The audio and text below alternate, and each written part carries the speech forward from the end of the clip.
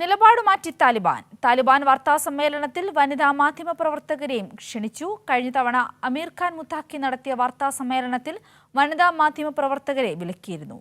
പ്രതിഷേധം ശക്തമായതിന് പിന്നാലെയാണ് വനിതാ മാധ്യമ പ്രവർത്തകർക്ക് ക്ഷണം ലഭിച്ചിരിക്കുന്നത്. വളരെ വലിയ പ്രതിഷേധമാണ് ഈ ഒരു താലിബാൻ കഴിഞ്ഞ ദിവസം നടത്തിയ വാർത്താ സമ്മേളനത്തിനെതിരെ നമ്മുടെ രാജ്യത്തുണ്ടായിരിക്കുന്നത്. അതിനെ തുടർന്നാണ് ഇപ്പോൾ ഇങ്ങനൊരു നിലപാട് മാറ്റം എന്നാണ് മനസ്സിലാക്കേണ്ടത്. ഈ അമീർ ഖാൻ മുത്താഖി വിളിച്ച വാർത്താ സമ്മേളനത്തിൽ കഴിഞ്ഞ ദിവസം വനിതാ മാധ്യമ പ്രവർത്തകർക്ക് വിലക്കുണ്ടായിരുന്നു. അതിനെതിരെ കൃത്യമായ രീതിയിലുള്ള ശക്തമായ പ്രതിഷേധമാണ് പല മേഖലയിൽ നിന്നും നമ്മുടെ രാജ്യത്തു നിന്നും ഉയർന്നു വന്നത്. മാധ്യമപ്രവർത്തന മേഖലയിൽ നിന്നും പ്രതിപക്ഷത്തു നിന്നും മറ്റും ശക്തമായ പ്രതിഷേധം നിലവിൽ വന്നു.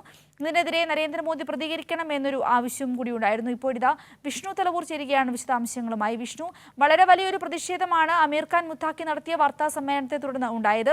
ഇപ്പോൾ ഇതാ നിലപാട് മാറ്റമാണ് നമുക്ക് കാണുവാൻ സാധിച്ചിരിക്കുന്നത്. ഇപ്പോൾ വിളിച്ചിരിക്കുന്ന വാർത്താ സമ്മേളനത്തിൽ വനിതാ മാധ്യമ പ്രവർത്തകർക്കും ക്ഷണമുണ്ട്, അല്ലേ?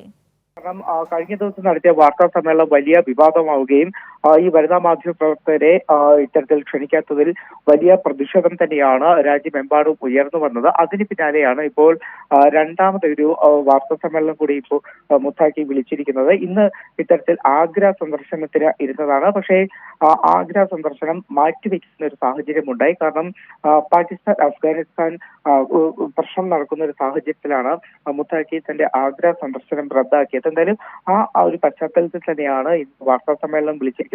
2 മണിക്ക് ശേഷമായിരിക്കും വാർത്താ സമ്മേളനം നടത്തുക. എന്തായാലും ആ വാർത്താ സമ്മേളനത്തിലേക്ക് വനിതാ മാധ്യമ പ്രവർത്തകർക്കും ക്ഷണം ലഭിച്ചിട്ടുണ്ട്. പക്ഷേ എത്ര പേരെ ക്ഷണിച്ചിട്ടുണ്ട് എന്ന് ഇതുവരെ ഒരു വ്യക്തത വന്നിട്ടില്ല. കാരണം കഴിഞ്ഞ തവണത്തെ വാർത്താ സമ്മേളനത്തിൽ 12 പേരെയായിരുന്നു ആദ്യം ക്ഷണിച്ചിരുന്നത്. പിന്നീട് അത് 16 പേരെയാക്കിയിരുന്നു. എന്നാൽ വനിതാ മാധ്യമ പ്രവർത്തകരെ വിളിച്ചിരുന്നില്ല. എന്തായാലും ഇന്ന് ഇത്തരത്തിൽ വലിയ പ്രതിഷേധം ഉയർന്ന സാഹചര്യത്തിലാണ് താലിബാൻ അവരുടെ ഒരു നിലപാട് മാറ്റാൻ തയ്യാറായിരിക്കുന്നത്. സിന്ധൂരി.